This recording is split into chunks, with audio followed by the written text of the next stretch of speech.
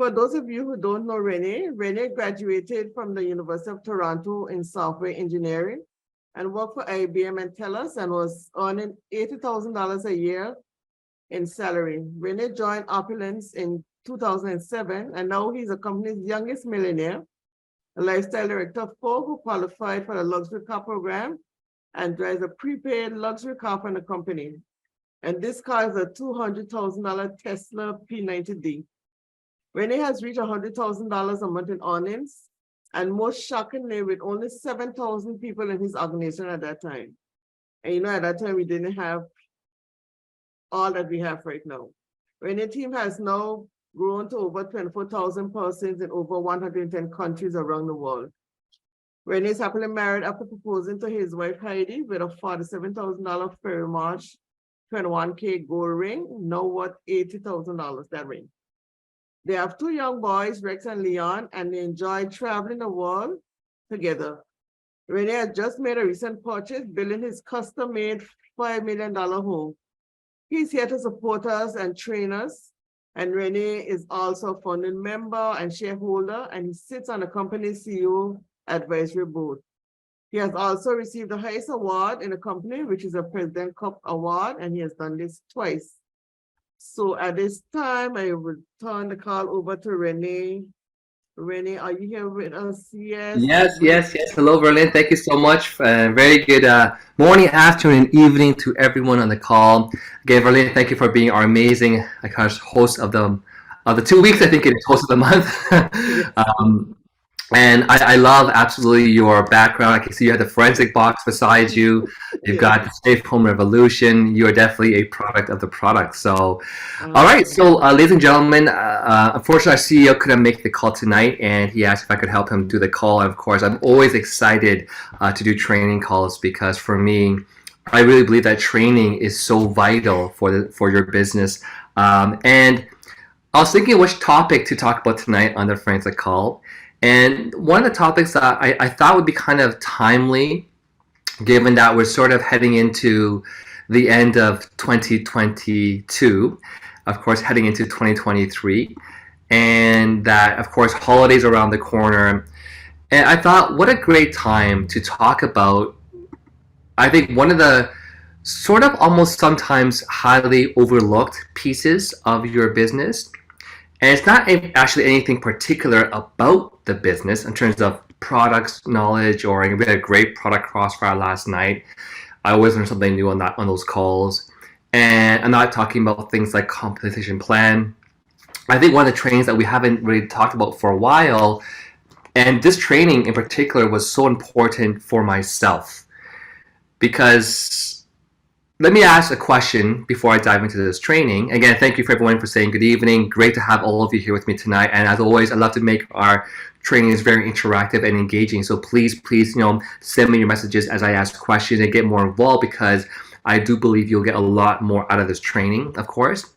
But I wanted to ask you, everyone on the call, thank you, John, why are you in this business? And I think that question, some people might not really actually know the answer to that, or it might be really vague, their answer. I want to make money. I want to pay off my debt. I want to have a car. And so what we're talking about is your why. And growing up, all I knew was that I just wanted to make money.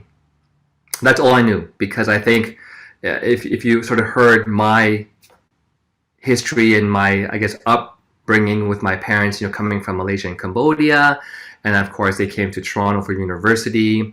They didn't even speak English properly, so they had to find jobs washing dishes, because washing dishes, you don't speak to anyone, you just wash the dishes. And just growing up through that and seeing them work really hard, save every penny. My dad lost some money, a lot of his savings in stocks.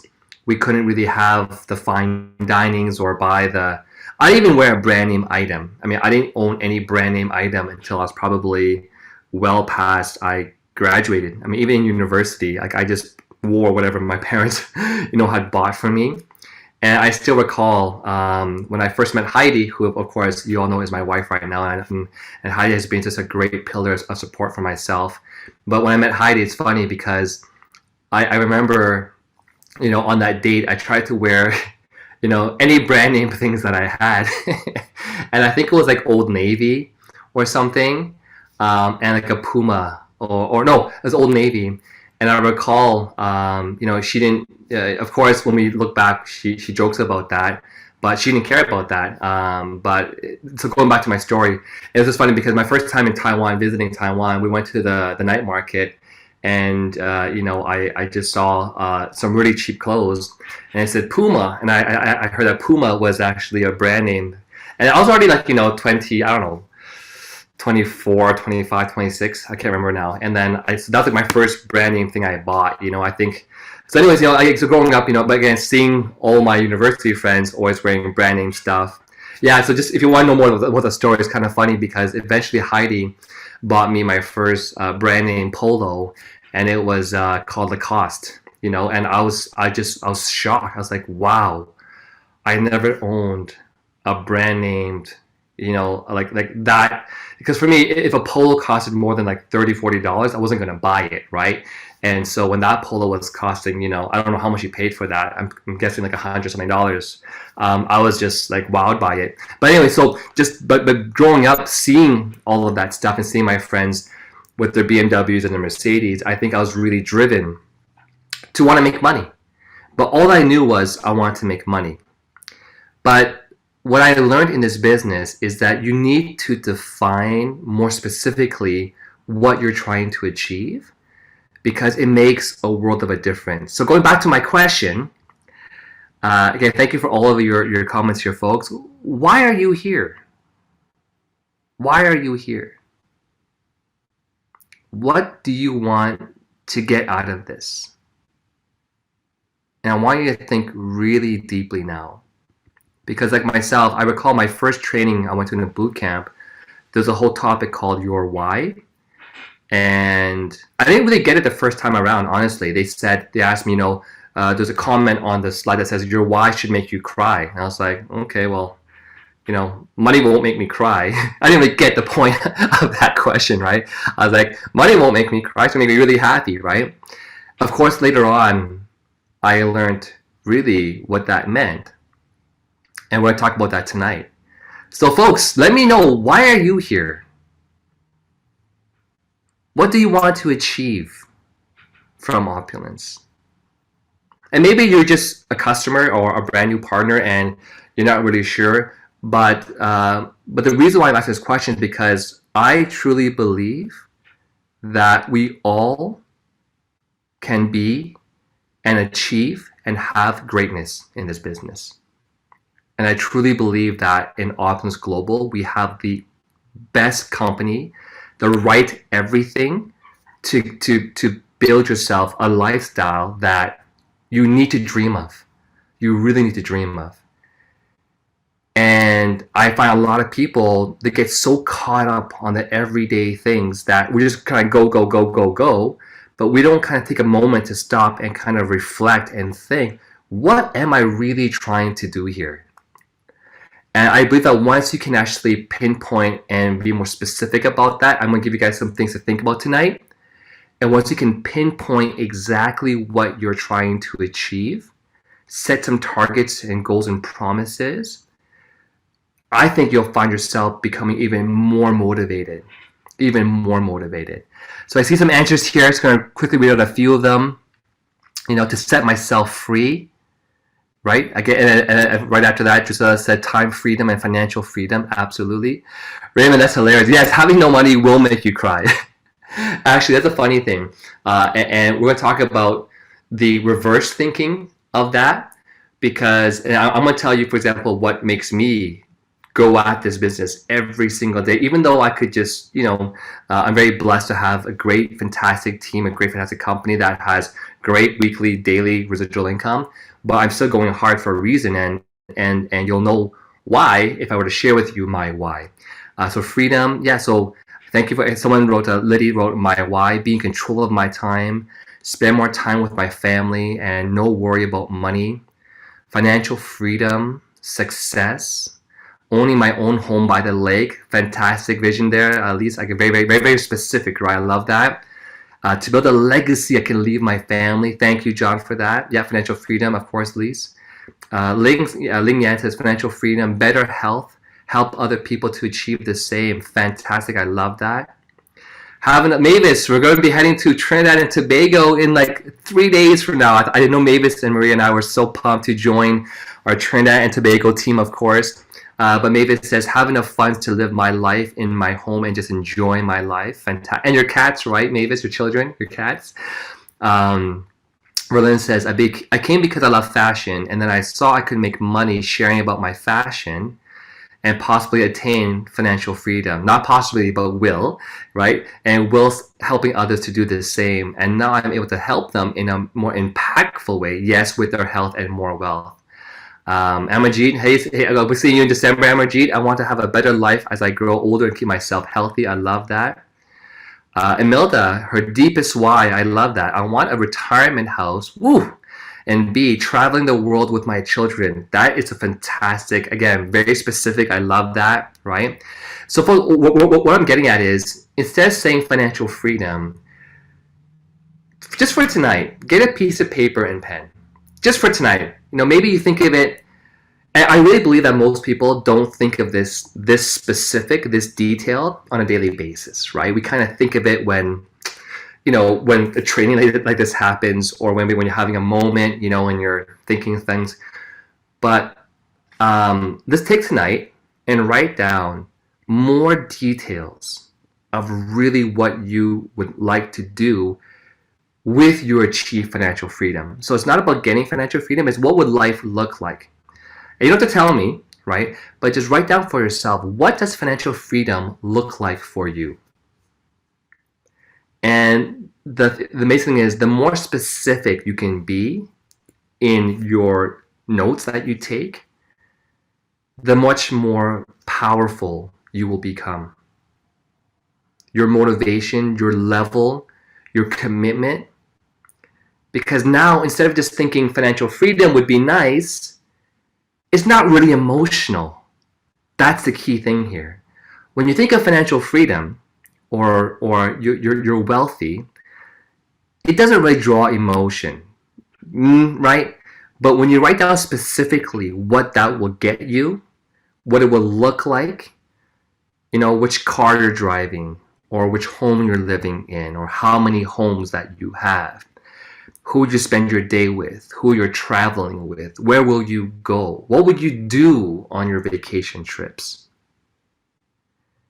I think when you can make it that concrete and clear, and you write it down, and then you're going to look at this on a daily basis. Imagine you woke up every single morning.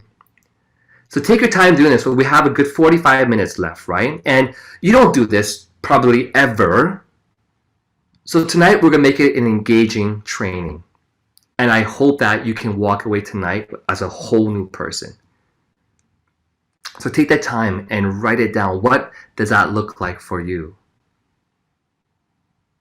Because truly and really, as you're writing, I'm just going to keep on talking here and give you more ideas that other people said. Because then other people's ideas might trigger something that you had always wanted for yourself, but didn't think of it because it's been so far from your reality today, right?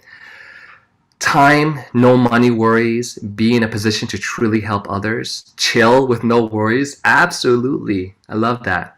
Emilia says, yes, her cats. Wonderful. I think Alan's trying to write a worthwhile cause. I can kind of guess what you're trying to write now, Alan. A worthwhile cause. Absolutely.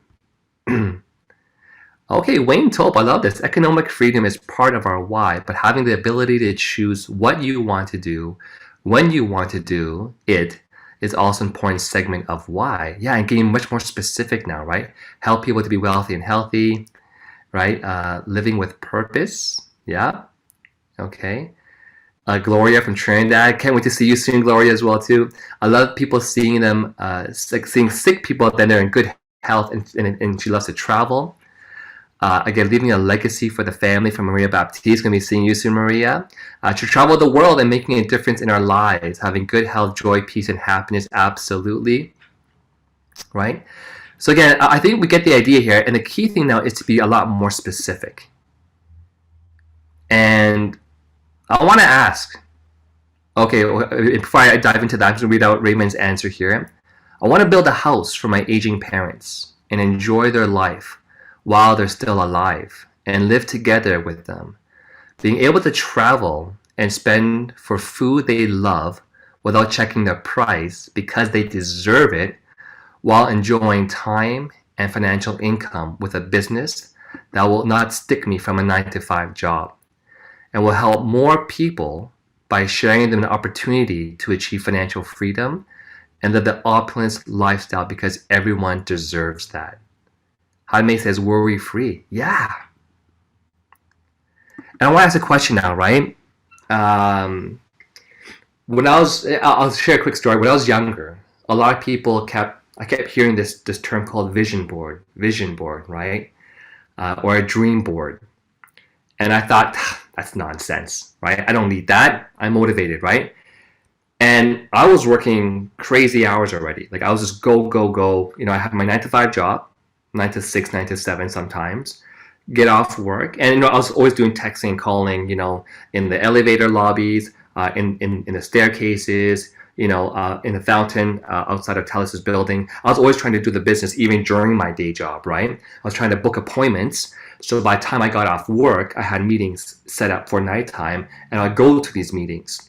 So I was already going go, go, go, go. So I was thinking, I can see it's a fun thing to do, a vision board, but I never did one.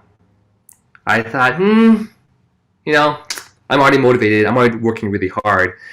It can't really benefit me.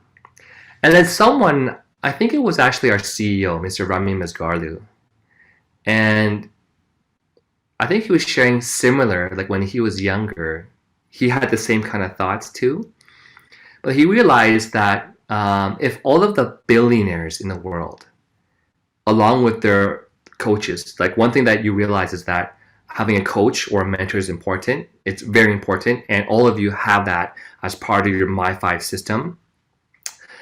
And so these billionaires and millionaires, they have coaches. And he heard that all of these coaches kept telling these people that eventually became multimillionaires and billionaires to make a vision board. And Ramin thought, well, if it worked for them, who am I to question that? So let's just go and do it, right? So he kind of, so when I heard that, I was like, you know what, that makes sense, right? I want to become a multimillionaire, hopefully a billionaire. If the current wealthy people and multimillionaires and billionaires are already doing it, I might as well do it too, right? Who am I to judge? And I still recall, it was a ton of fun, by the way. Like, if you haven't done it yet, get a whole bunch of go to Shoppers or some magazine store and get all the crazy, it's worth the investment, I swear to you, right? Or just even just do it online, right? And make your own vision board on your computer and just print it out, right? Or what we used to do was we would get magazines, like lifestyle magazines, cars, houses, vacation trips, right? If you're single, there could be a picture of a woman, or vice versa, that kind of stuff too. So I remember one boot camp we went to. It was so cool. That 1 whole hour session was like all these magazines on the table, and we all brought our own Bristol boards, right? And we just started making our vision board. And at that time, I just started the business. I didn't even have my own car yet. I was still driving my parents' 1989 Toyota Corolla still. And I think I just started to kind of date with Heidi. Didn't have my own house, was living at my parents' house still, and was still working a full-time job. And so on my vision board, which I gotta find it. But anyways, what I did was I had a picture of a house. It wasn't a big house. It was like a townhome kind of a house, because I didn't even have a home. I wanted to buy a condo at the time, but I thought, okay, well, if I want to dream a bit bigger, let's put a townhouse instead. And I had a car there. I had just traveling different sort of beaches and that kind of stuff too. And the funny thing is, I don't know why I did this, but I saw this cute baby in some magazine, I just grabbed this photo of this baby and I slapped it on my vision board, right? Be careful what you put on your vision board, by the way, because so what ended up happening was about 14 months after starting this business, I ended up quitting my job because I had a photo of like time and freedom, like people just walking along the beach kind of thing. And then I had bought my first townhome as well. I had gone from my Honda Accord Coupe then to a Lexus. And so I bought a coupe, and then months later, by then I had gone to my own Lexus. And Heidi got pregnant. so so be careful what you put on your vision board, right? Don't put 5 kids. You put 5 kids on your vision board, right? Just be careful, right? So thankfully I put one child, right? And it was a boy. I don't know why I didn't have a photo of a girl. I just put a boy down, right? Yeah, wow. So that all happened. And then years later, we had another training, and of course it's vision board time again, right? The next boot camp in Toronto, we're going to do this. Like I decided the next boot camp in Toronto, having a boot camp, we're going to do the vision board. It's going to be a lot of fun. But the next vision board that I did, again, by the way, guys, if you're getting ideas, again, keep writing what we're talking about tonight. Be specific about what does financial freedom look like to you. What does being wealthy look like to you? So keep going as I'm just sharing my story tonight, right? And so years later, actually like a year later, again, it was vision board time. And so this time I had put a picture of like a bigger house basically. And my dream was to have this car called the BMW M5. And I had a lot more travel pictures, and now I had actually extra properties because one of my goals was to own a few extra properties and rent it out, build up your assets, right? And good evening to our CEO speaking here. Welcome, Ramin. Again, anytime point if you want to come in here and chime in, feel free to. But we're just gonna keep on going here. And so you would think I would have learned my lesson the first time, right? Just putting babies onto my stomach's hurting, onto your vision board. But I kind of wanted to have 2 kids. I kind of thought, because I have a sister, and I got thinking having 2 kids, and I slapped on another photo of another baby on my vision board again, right? And I could have sworn I was very careful. Like I was very, very careful, in the months to follow. And then of course, lo and behold, right, got a property we bought in Taiwan, and it got into my M5 eventually. So I had, again, traveled a lot more, and I had certain items I wanted to buy from the company. One was this 21 karat, Fairy Mosh gold ring, and I bought that as well too. So I had that on my vision board. And of course, despite being as careful as we could, Heidi got pregnant again.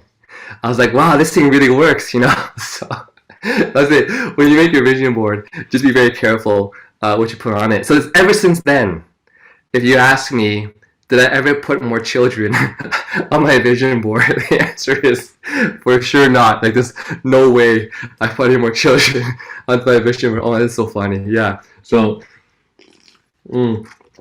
Oh wow. Well, I hope you're learning some lessons here. But all jokes aside, right? When I made my first vision board, it's funny, when I first made it, I brought it home and I just put it like somewhere in my office area, right? And the next month boot camp, I remember hearing someone saying that they put their vision board right where they would see it every single day. So in my first, so where I was living before, what I did was, I walked right down my stairs from upstairs to downstairs, I had this dining room table that was never used. You know, like Asian families, you have the kitchen, everyone eats there. You have this dining room that no one actually uses, you know, and then you have like the living room, right?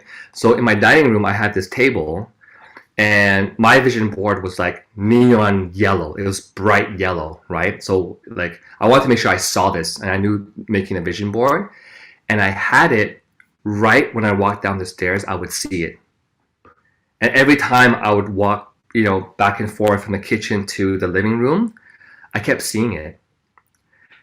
And that's why I really want to encourage all of you on tonight's call, whether you wrote down what your financial freedom looks like, or if you make your vision board, again, take the time to do this. Like, take the time, because this is serious, right? This means something. This means a lot. This is your future. This is what you want to achieve. Again, if the multi-millionaires and billionaires do this, just do it yourself. Just do it, right? And you'll have fun. You'll have fun doing it.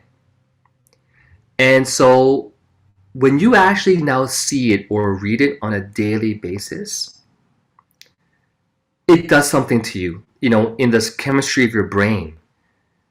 And for me, I realized that after making that, for some reason, I became even more serious about the business. But mind you, I showed you earlier that I was already daily doing the business. But something about that vision board, yeah, what you focus on expands, right? Right, the law of energy. And so I just got a lot more serious.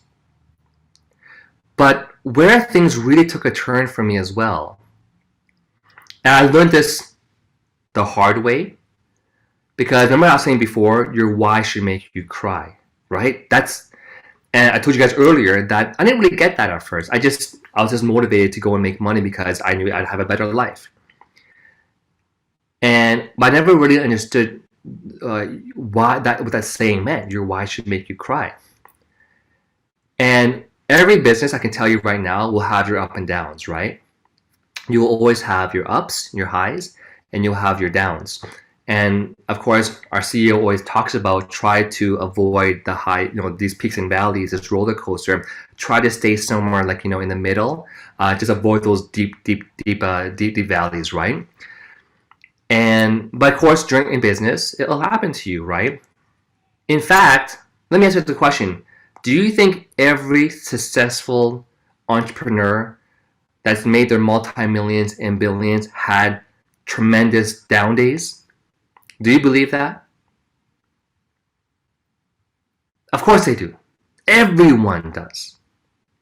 In fact, I believe the more success you have, the deeper the downs you had to have. And the reason why is because the average person, when the valleys are really deep, they can't handle it and they tap out. So the better you can handle those deeper valleys, the higher your high will be. But what happened for me though, again, thank you guys for all of your feedback here. I love the conversation happening in the group chat here. But there was a time where things got tight, you know, in my own business. And I won't get into the specifics of stuff, but I just remember one time I was trying to build Taiwan's market, and you know, I was going through a bit of a tough argument with my partners I had back then, because you know, I had a partner, if you don't know, in this business, which is actually my family. And it's okay when you're making 40, 50 grand and you're splitting it 50-50 and you're both doing equal work, right? But if you're making 40, 50 grand and you're working 60, 70 hours a week because there's a new market high in demand and your partners aren't doing their share, now there's going to be some tension. But imagine that when your income comes down and you're having a bad time, right? And you're still splitting that. So long story short, I still remember one of I wouldn't say the darkest, but one of the lowest times I had. I recall we're living in Taiwan we haven't bought our condo in Taiwan yet. And I was with so I was living in Heidi's parents' house, and she had one room. So in this room, we had like a queen size bed where Rex was still young, because Leon was just born, by the way. So it's like Heidi sleeping against the window wall, then Rex, and then me. And of course, when kids are when they sleep, right, they kick, they turn in circles, right, and they on your head, right. So so to prevent myself from moving off and falling off the bed, I had to push this kid's bookshelf against my bed so that the back of the bookshelf was like on the bed, so I wouldn't fall off the bed, right. And so then Leon was just born, and so we had a crib for Leon, and the crib was right beside the bookshelf. And I remember, like, when my this was like my one of my lowest times. I still remember going to bed at night, every night, stressing out. Like, I was stressing out. Like, I was thinking, like, I knew things would come. You know, when you know that you're on this verge of something big happening because things are moving. You went from really low, which is really low, and then things are moving. But yeah, I was in a dark space in my mind, and I remember every night, like Heidi sleeping, Rex, he's tossing and turning, and I just kept staring into the back of this bookshelf. That material, like that, it's like a IKEA. The back of a bookshelf is like this kind of like a wooden cardboard kind of thing, and I just kept staring at that, thinking like, and the one thing that really got me through that tough time is I kept thinking about that vision board, like what I really wanted to achieve. And the funny thing is, well, going too much of my story, but that was like my deepest low. And we had a convention coming up so after, again, Leon being spending a few years there, I think about a year and a half, we decided to come back to Toronto because I could see that a lot to achieve still in Toronto. There's a big convention, and we came back, and that's when actually I decided to. I had a meeting with our CEO in his office, and I asked the CEO, look, I know things will get better. I'm having this issue with my partners. They offered me to buy them out. Should I do it? Should I invest huge amounts of money that I might have to, finance a home or something like that, get the money, it's a lot of money, and buy out my partners? And I was at the lowest of my time. Mind you, it wasn't, I could still buy food and feed the family, but it wasn't anywhere close to where I was, right? And I remember the CEO, Ramin, he just, his response is what did it for me. He was so full of confidence that was by far the best thing that could ever happen for me, is buying out my partners. And I guess his response shocked me. Like, I thought he'd be kind of trying to calculate, should you do it, should you not do it, kind of thing. But his response was like, Renee, this is it's your opportunity of a lifetime. Go and do it, right? So that, just his response itself, where he was 1,000,000,000% sure of doing it, and I did it. So I won't get into all the details, right? But long story short, how I was saying before, when you have the deepest times in your life, the deepest valleys, as long as you don't stop, get ready for the highest high. Because within about, I'd say, within less than a year later, is when I started making 6 figures a month in the business. That was nuts. When I look back at that time where I was sleepless every night, thinking about, I want to put my kids through private school. I want to get the best food for my kids. I want to have the best home.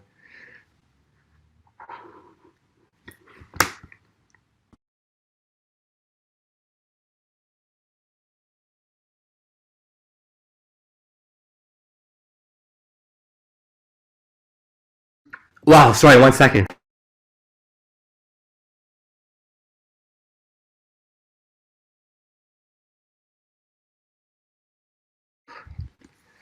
Wow. Didn't expect that to happen. Sorry. Sorry, but I feel like I breathe right now. That was crazy. Did not expect that to happen. Thankfully, my wife thinks her upstairs, but uh,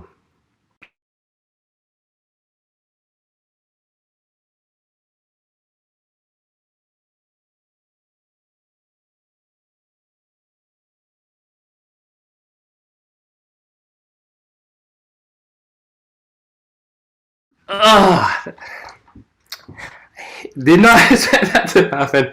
Wow. Okay. Back to reality here. Back to reality. So, anyhow, I didn't get the point. So what I realized, so the whole point of the story that I was trying to get to, the whole point of the story was that that's when I realized what that saying meant by your why should make you cry. That's when it hit me so hard because I realized it's not, to me, it's not what it would give to me. It's what I would lose if I didn't have that. It's what I would lose. Not being able to do all these things, for whether it's your kids, right? Um, and so it's crazy. The deepest valley I ever had, within about a year later, I had the highest peak. I've even seen it for people in the company. Although I don't think they had, I don't know how low people are, but I see people that went through low times in their business and suddenly, had the craziest incomes within a year or so. But I've also seen people that hit adversity and tapped out. They didn't hold on long enough, right? And so, when you're making your vision board, right? And maybe what you have to do is really write down, what your financial freedom looks like, and write the reverse. Like, if I didn't have this would make me cry. And I all I know is, when I was really young, I kept seeing people with like success stories, right? Amazing success stories, right? Like they would come in from another country, doesn't speak the language of English, doesn't know anyone, and lands in Toronto, and then all of a sudden, a few years later, they're like wealthy people, right? And you're like, that's crazy, because, and I always thought to myself, I know English, I know Toronto, I know the area, I know how to drive around, I know networking events, I'm connected here. How come someone like me that has my roots built in Toronto can't, why am I not wealthy while other people who are literally not even from this country can land without even like $100 in their pocket and suddenly become wealthy, right? I was like, holy, I was like, geez, that just didn't make any sense. And I realized it has to be because their why, is so big that it would just crush them if they weren't able to do. I think they're at the point where they have to force themselves to provide for their families, right? And I think they're thinking either there's family with them here that came with them, or there's family somewhere back home. And if they didn't achieve what they had to achieve, the thought of that would be just detrimental. It would crush them. And so some people ask me, like, Renee, why do you still work so hard? And despite the fact that logically, if you can make your first million, why not make your second and make your fourth and make your sixth? Like, why would you stop? Like, especially if you love what you do. I love the saying, if you truly love what you do, you never have to work a day in your life. And I love opulence. I love everything that we do in this company. And we're just getting started. Like that's the crazy part. I mean, we're just getting started.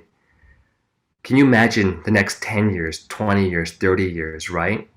And again, I always steal this from John Buswood. You know, he created this term in Thailand that opulence really is our forever home, right? And so I hope that that kind of gives you guys a bit more insights on what I meant by your why should make you cry. I didn't mean to demonstrate. I didn't mean to demonstrate that tonight, but I guess, you know, like to me, it really like that is what keeps me going. So the second part of why I'm working so hard is because the thought, like, you know, I see my kids now, they're training 4 or 5 days a week, you know, in tennis. They love tennis. Like my son said to me, he looks forward to getting out of school every day to go and play tennis. But he also knows that if you don't perform well in school, there is no tennis, right? And then they're also doing like 2 times each a week of private lessons. And then I'm taking them out, you know, an hour on the days where they don't have lessons. So for me, it would crush me if I wasn't able to provide that for them, right? Like, I look at my kids and you know, and we're going to Trinidad and Tobago together. It would crush me if I couldn't bring my kids with me when I traveled and have them experience the world, right? Like that. So I hope that when in thinking of your why, think of things that would absolutely crush you if you didn't have that.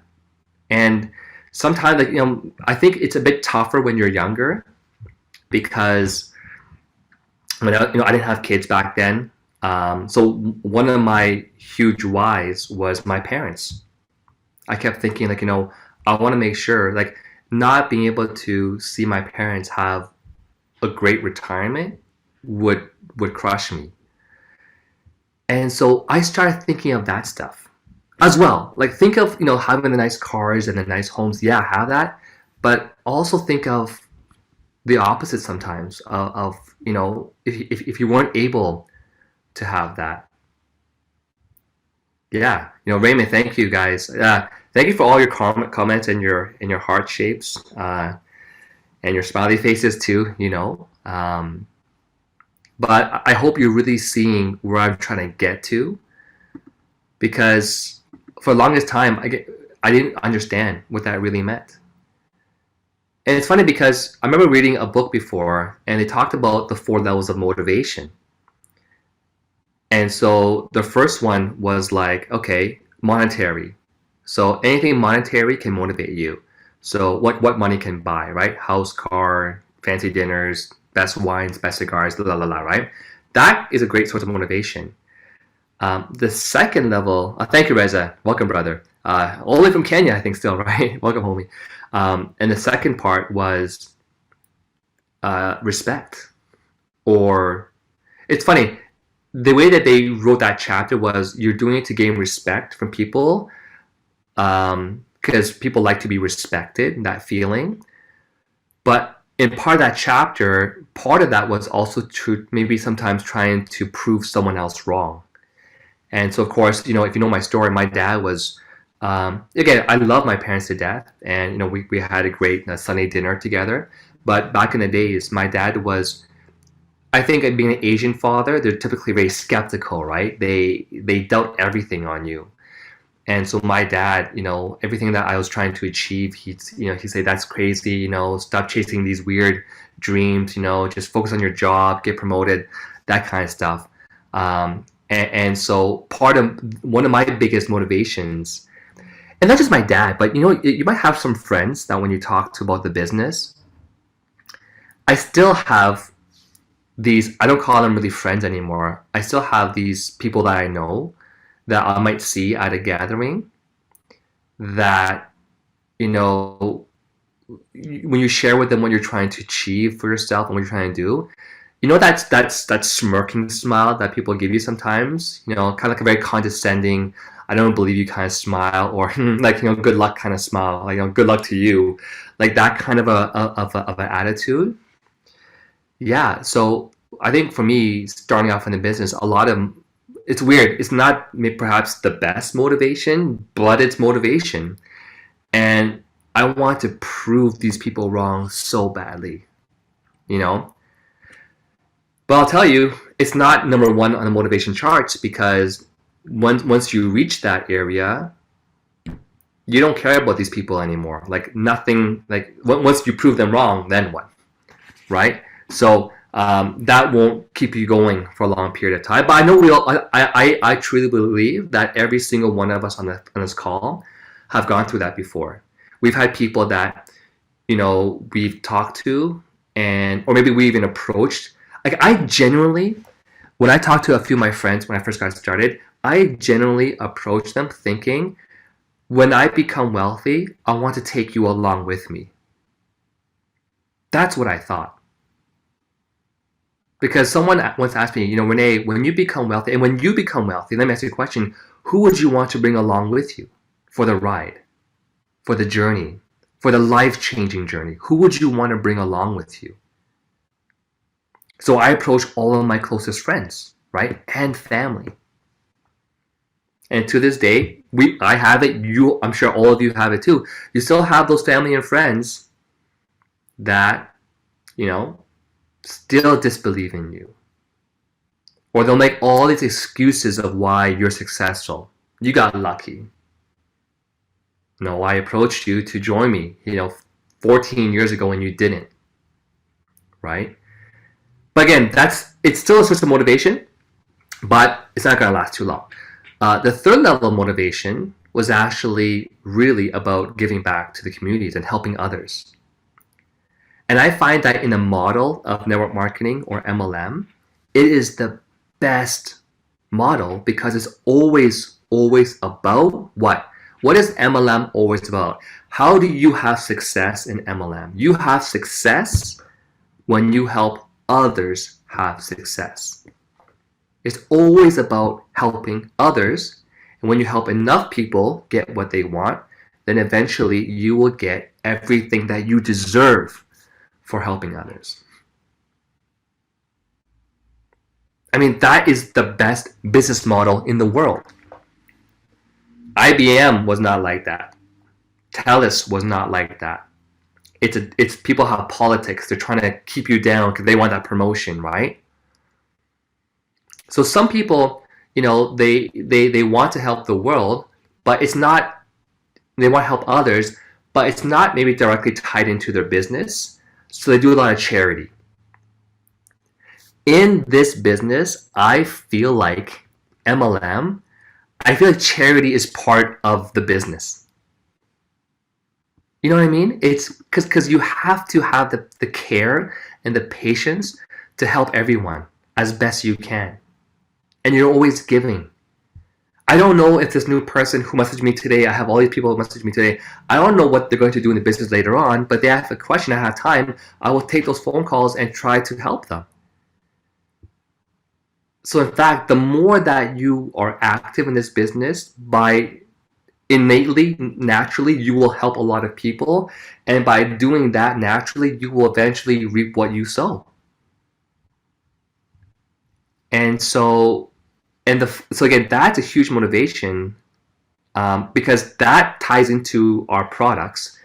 We have Amazing Fountain of Life, we have Phytoclinical, we have Safe Home Revolution. All of these products, it's always about helping other people. And that was the third level of motivation. And we already have that here. And by doing that, it gains you the first one, which is the monetary stuff. And you might prove other people wrong and gain respect. You will gain respect because as you become a qualified host, a qualified presenter, a qualified trainer, now you start to gain respect from people. But we're not starting from 1 and 2 first, we're starting from 3, right? Helping others, the third level motivation, and funny enough, you're going to get 1 and 2 afterwards, naturally. And the fourth level of motivation was at a whole new level, which I'm sorted. I'm not sure if I'm there. I feel like I'm there sometimes, and I have an idea of what I'm trying to do. But it's leaving a legacy behind. whatever's your last name, imagine that being left in legacy. I think Elon Musk will be forever known for many things, right? I think Remy Masgarli will always be remembered for so many things, and creating that legacy for yourself. But again, for most people, like the first 3 levels of motivation is what gets you going. And so again, for me, what it came down to was really understanding again what that saying meant, where your watch should make you cry. I embarrassingly demonstrated it tonight. Actually, I wasn't crying, by the way. I was just faking it. I was off the camera. I was spraying eye drops into my eyes to look like I was crying. It wasn't real, guys. It's all a show. Okay. I had allergies. Some cat litter. I don't know, but anyhow. I just want to say again, I hope that tonight's training open up some thoughts for you. Make that vision board, write down, be specific of what your financial freedom looks like, what wealth looks like. The camera got me, yes, darn it. Yeah. And what really get yourself to the point where if you didn't have it, it would embarrass you on camera like it did for me, right? So that being said, I'm going to go and maybe look at some whiskey here tonight. Have yourself a wonderful, wonderful evening. It's been a pleasure. Thank you guys for all your amazing comments. And again, for sharing with me tonight, you guys too. We shared a moment tonight that hopefully will be forgotten. And anyhow, thank you so much, Verlyn. Thank you for being an incredible host of the month. And back to you. Thank you. Thank you, everyone. You're welcome. Renee, we have one question in the chat though. Okay. Marius asking, what's the best success strategy for marketing?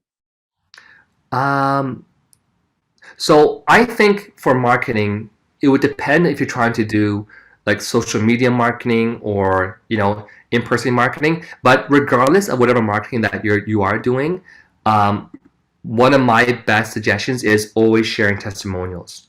I think the best key ways to market your business is constantly sharing stories. I mean, on the Fountain of Life Facebook page, if all you did every day was grab a testimonial and shared it onto your own wall, social media, Facebook, Instagram, Twitter, or even sent it out to your contacts, that's the best way of marketing is testimonials. I hope that helps.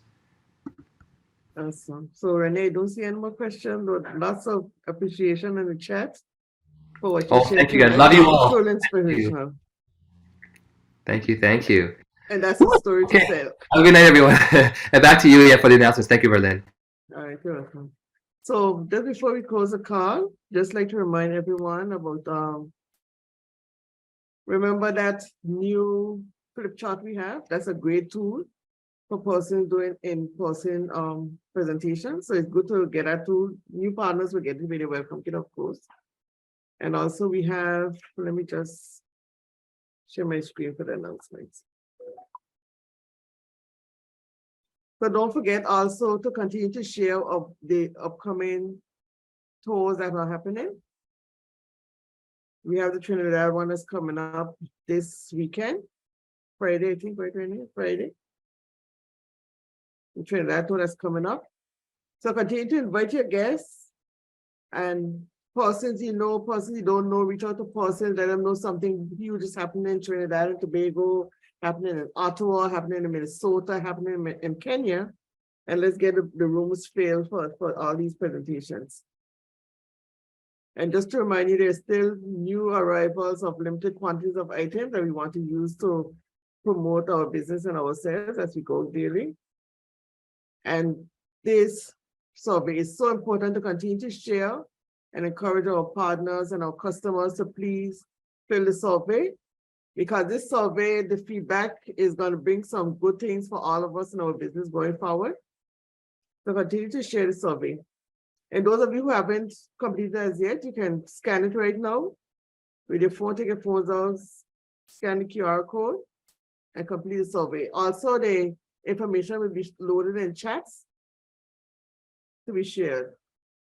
Also, Asian Cruise is coming up, and this is something we all want to qualify for. So it's time to get to work and use all these presentation and tours that are happening in different countries, Trinidad, Tobago, Ottawa, Kenya, to really get persons up and going and qualifying for this. So I just want to thank everyone again and see you on the next call, which is tomorrow morning at 9 a.m. Don't forget our testimonials call. That's a great call also. You know, Renee was just mentioning the best way to market is to sell those stories. We have lots of stories on those on that call. And Saturday training coming up. So until the next call, everyone, have a good evening, good morning, good afternoon, wherever you are, and to the billion.